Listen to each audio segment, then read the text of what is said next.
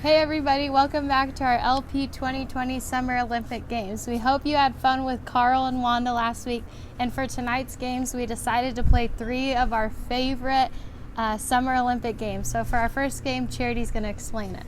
Alright, so you guys may remember this one where you have to blow the ball into all the way at the end. We're going to use 5 balls, so in case you don't remember how to play, or we're going to use 5 cups, sorry. In case you don't remember how to play, you're going to fill your cups up with water, and then the first person to blow your ball all the way to the last cup wins. We're using 5, you can use however many you want. You guys ready? I'm ready. Super easy game, totally going to win. And go.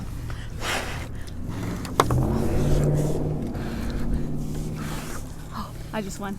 Dang it. Alright guys, for our second game we're playing ring toss. If you remember the very first week, Bailey and I played this inside because it was too hot.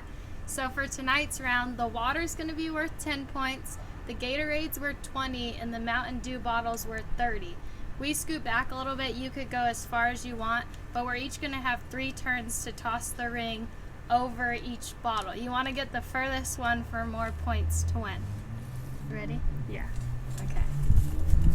Here we go.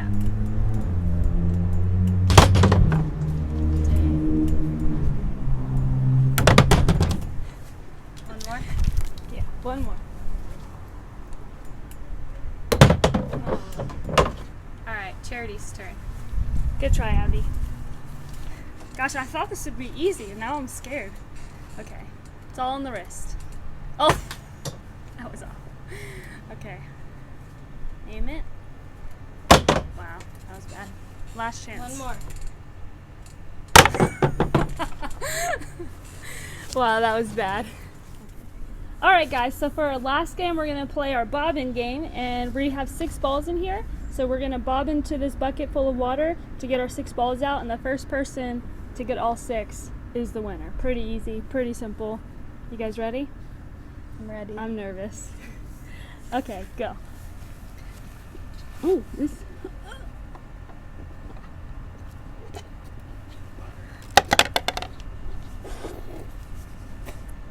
Oh, it like gets right to your chest, to your throat, you know, it stops you. This one's too tall. Abby needs some more water because I already got 3. I gotta use my tongue to get it over.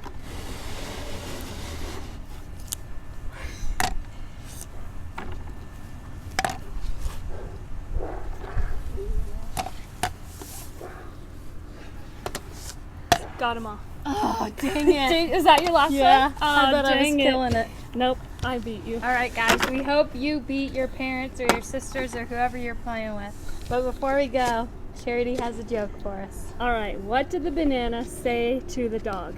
What? Nothing, bananas don't talk. Duh.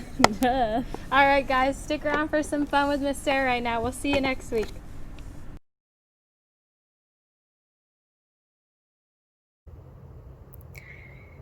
Hey guys, happy Tuesday. It is our His Kids night, and we're continuing our series on the LP Kids Olympics and learning to train ourselves in godliness.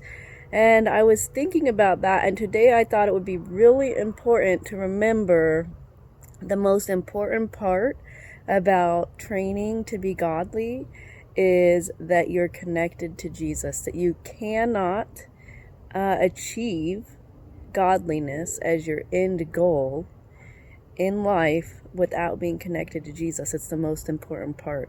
And I thought that was important because we're talking about all the things we're supposed to be doing, like reading our Bible and praying and making time for God and getting to church, and all those things are things you do, but just doing things isn't good enough. You can't achieve godliness without being connected to God. It won't work. And it reminded me of this verse in the Bible. When Jesus was on earth, he explained it using the example of a plant, a vine, and its branches. And I want to read that with you guys and show you what that means, because I think it's a perfect example, okay? So what I'm going to do this morning as I'm recording this is I'm going to switch the camera around so that you guys could read the verses as I read it, okay? And then I'm going to switch it back so you could see me, okay? So I'm reading from John chapter 15, and we're going to read verse 4 and 5. So it says, "Remain in me, as I also remain in you. No branch can bear fruit by itself. It must remain in the vine. Neither can you bear fruit unless you remain in me." And then Jesus says, "I am the vine, you are the branches. If you remain in me and I in you, you will bear much fruit. Apart from me, you can do nothing." Okay, so I was thinking about that verse and I was like, wow, that's so true when we're talking about being godly.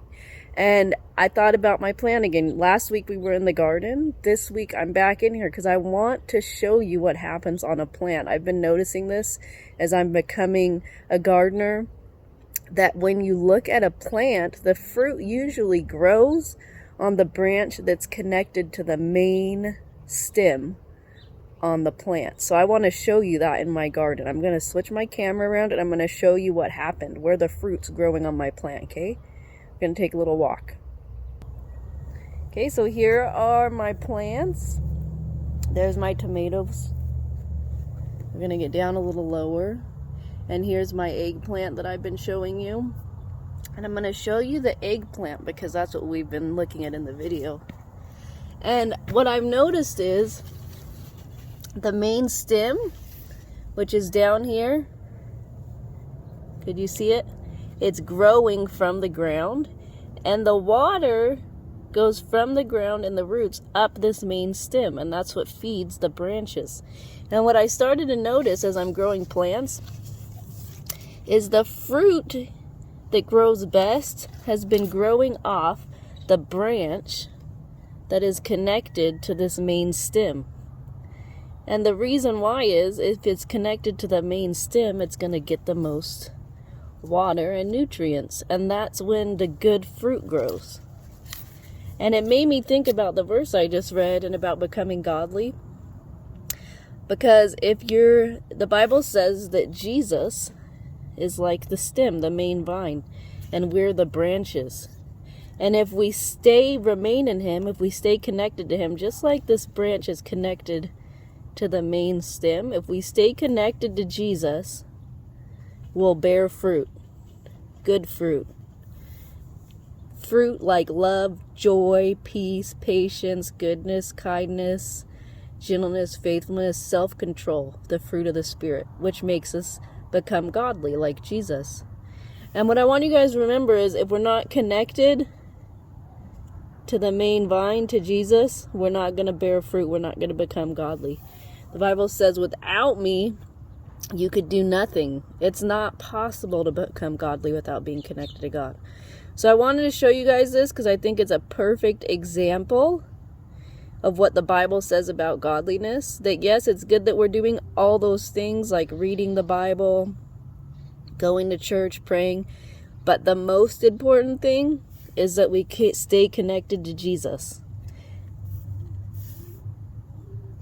Because without that, fruit won't grow. Fruit in our hearts and our minds. Remember, that's what makes us godly. So I'm going to switch the camera around and remind you guys that if we want to be godly, we have to stay connected to Jesus. That's what we've been talking about.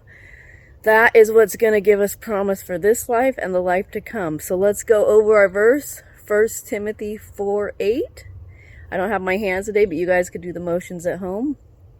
"For physical training is of some value, but godliness has value for all things, holding promise for both the present life and the life to come." Okay, so this week, keep staying connected to God so that you could grow the fruit in your life that makes you godly. Not the oranges or eggplants or tomatoes or grapes, but you'll become more like Jesus. Loving, caring, kind, patient, all those things we talked about last week. Okay, so just a reminder, keep staying connected to God in our training, and I hope you had fun with Abby in our game. Next week will be our last week for our LP Kids Olympics, so don't forget to tune in and join us for that. Okay, you guys have a good week.